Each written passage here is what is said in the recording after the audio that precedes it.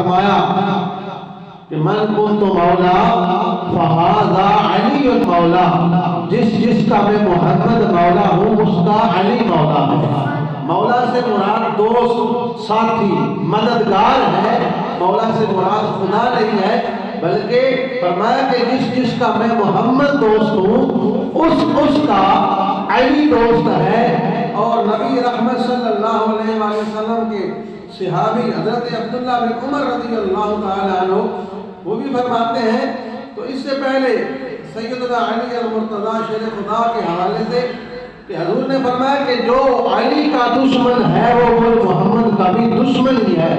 جس نے علی کے ساتھ عداوت رکھی اس نے محمد کے ساتھ عداوت رکھی، اور فرمایا کہ جس نے میرے علی سے محبت کی اس نے محمد مصطفیٰ سے محبت کی، اور جس نے محمد سے محبت کی اس نے خدا سے محبت کی۔